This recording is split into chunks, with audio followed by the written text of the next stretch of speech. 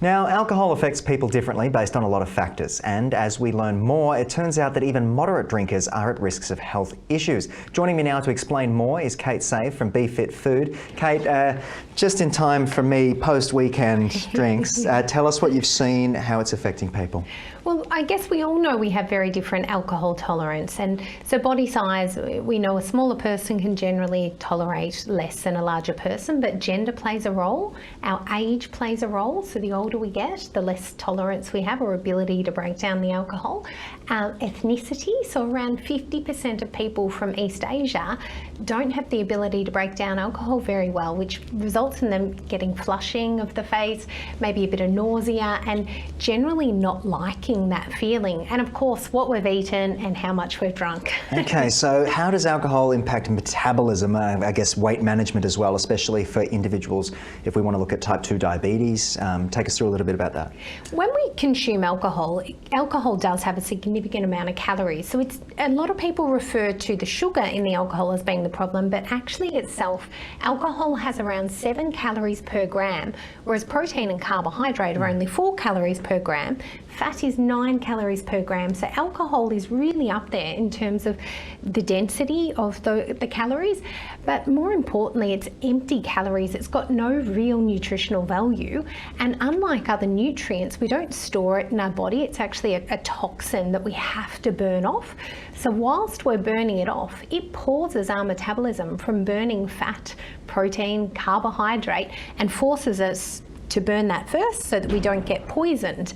And I guess the result of that is anything that you eat or drink whilst you have alcohol in the bloodstream or even afterwards, you're going to store away as body fat. And most of us don't go for the celery sticks after a big night of drinking. It's probably wrong foods. Truth time. I had a couple of pints on the weekend alongside a pizza, and I am now calculating that maths in my head and working out that perhaps I could have made a better decision. But what are the effects of alcohol and brain neurochemistry? Here's another one for you when it comes to behaviour and of course those food preferences you mentioned earlier. Well, unlike other substances, alcohol actually can cross through all of the cells. It doesn't need a transporter to get into the cells, so it can really go through the blood-brain barrier and affect our brain directly.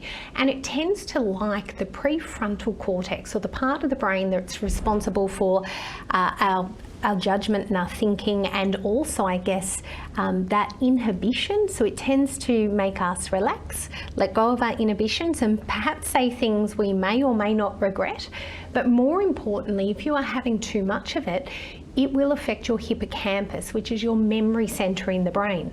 So a lot of people after a night of drinking cannot remember what happened after a certain point in the night, and that is a direct result of those chemicals produced from alcohol affecting the brain. Wow, and of course the hippocampus is that little seahorse-shaped thing that keeps it all in there. But let's talk about alcohol consumption leading to nutritional deficiencies, particularly in vitamins like zinc and B vitamins. Take us through a little bit more about what we're missing out on. Yeah, so I guess when you're having a lot of alcohol, and by a lot of alcohol, the definition is very low, and this really surprised me. A regular drinker is someone who drinks 1 to 4 drinks a week, even less than that. If you drink in a fortnight, you are a regular drinker. And I thought that's an interesting definition. So it means at least 2/3 of the population are actually regular drinkers. And the alcohol itself does cause an inflammatory process in the body. And that's because when we break down the alcohol, the first step when it breaks down in the liver, there's an enzyme that actually converts ethanol into acetaldehyde, which is a toxin, a really dangerous, damaging toxin. And if you drink too much, that next stage to break it down to another component that is less damaging that we can then burn off may be slowed, and hence the damage happening to the body. So it's in the GI tract or the gut, and it's also affecting our gut microbiome. So we didn't know this a long time ago, but it can change the different balance of bacteria. So that balance of good and bad bacteria can be upset, as well as bacterial overgrowth of bad bacteria. Great, I am starting to rethink my decisions. But besides metabolism, what other health risks have you found that are associated with drinking too much or in excess?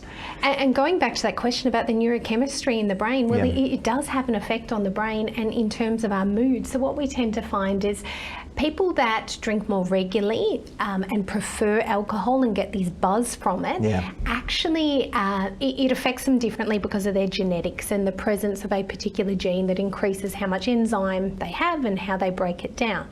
But after the drinking, our motivation, our mood is a little bit depressed, and even anxiety can result, and nobody's immune from that. Let's talk about that a bit more just to finish, the mood effects and I guess the lingering after effects, the hangover, if you will, literally and figuratively, of drinking. Yeah, so this high that some people experience with alcohol, and it's actually not everyone gets the high from alcohol. Hence, there's a lot of people that don't drink very much because they don't see the point. They actually don't experience it like other people do. So the higher the high, the more at risk those people are of alcohol use disorders because they feel good with it. But everyone comes down the same way, and the more you drink to go up, the longer the come down the next day. So it's never going to result in a good outcome for drinking more, because the more you drink, the more you'll want, and then the next day, the more you'll pay for it. And it's a vicious cycle, as we see with a lot of people out there, unfortunately, who deal with these things. But Kate, as always, thank you so much for joining me, and Thank you. I'll be rethinking my weekend plans based on what we talked about today. Thank you.